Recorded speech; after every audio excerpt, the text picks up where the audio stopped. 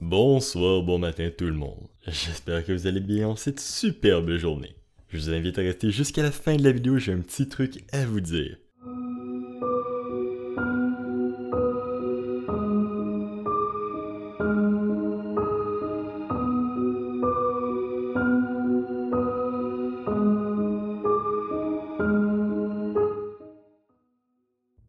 Comme vous l'aurez remarqué, nous retournons aujourd'hui dans la mythologie Lovecraftienne, à ma plus grande joie. Pour cette occasion, dans cette vidéo, je vais vous parler de la chose, que dis-je, de l'entité qui est la source de toutes les horreurs dans l'univers de Cthulhu. Azathoth. La manière la plus simple de décrire Azathoth est en énumérant sa puissance et ses nombreuses habilités. Azathoth est littéralement le dieu de l'univers Lovecraftien. Sa puissance est absolue, et aucune autre créature Lovecraftienne ne peut s'opposer à lui. Il est la chose qui se rapproche la plus du terme horreur cosmique. La première apparition, ou devrais-je dire mention d'Azathoth, fait en 1927, dans le livre La quête onirique de Kadath. Dans ce dernier, on explore la portée des rêves de Randolph Carter, protagoniste dudit livre. Sans trop rentrer dans les détails du livre en lui-même, c'est au cours du récit que Mr. Carter explore notre univers, et certaines de ses facettes grâce à des visions oniriques.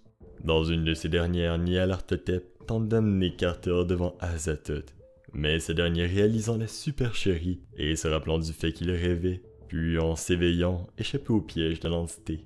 J'ai quelque peu éludé le sujet quant à la puissance d'Azathoth plus tôt. Il est vrai que le fait qu'il soit tout puissant englobe grossièrement et bien sa puissance. Mais, car oui il y a un mais, pourquoi dans ce cas est-il si souvent mentionné comme le dieu idiot et aveugle? Voyez-vous, Azathoth dans sa toute-puissance créa l'univers, mais il fit cela sans même le savoir. L'entité créa l'univers dans son sommeil, et il est dit que si ce dernier venait à s'éveiller, toute la création cesserait d'exister. Pour pallier à ce problème quelque peu contraignant, plusieurs déités mineurs ont mis en place plusieurs techniques pour le maintenir dans son état de stase. Une musique joue en continu afin de garder cette terreur abyssale dans son sommeil. Si la musique venait à être interrompue pour quelconque raison, cela mettrait fin à l'univers, et même des créatures telles que Cthulhu, Nyarlathotep et Yog-Sothoth ne pourraient rien y faire. C'est la raison principale pour laquelle il est décrit comme le dieu aveugle et stupide. Mais quelle est l'apparence de cette créature inhumable? Comme pour tout le reste, la réponse ne pouvait être simple, malheureusement. L'apparence d'Azathoth change pour chaque personne, mais en général ce dernier est perçu comme une masse immense, parfois d'étoiles et de planètes, d'autres fois de tentacules et de ténèbres. Il est dit que ce dernier est situé au centre de l'univers, ou plutôt l'univers est situé autour de lui, car comme mentionné plus tôt, il a créé toutes les choses qui existent. Chaque particule, idée ou composant de la réalité existe grâce à lui. Malgré sa folie assez visible, plusieurs s'accordent pour dire qu'il se sert d'une de ses créations comme réceptacle, le but étant de pouvoir se déplacer dans son univers.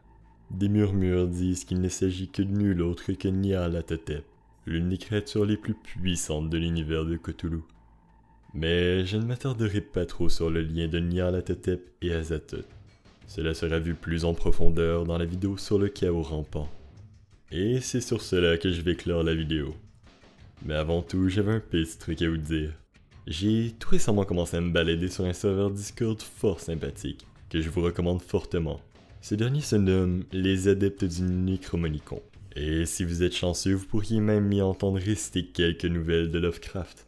Bref, je vous y attends en grand nombre, et comme d'habitude, merci d'avoir regardé la vidéo.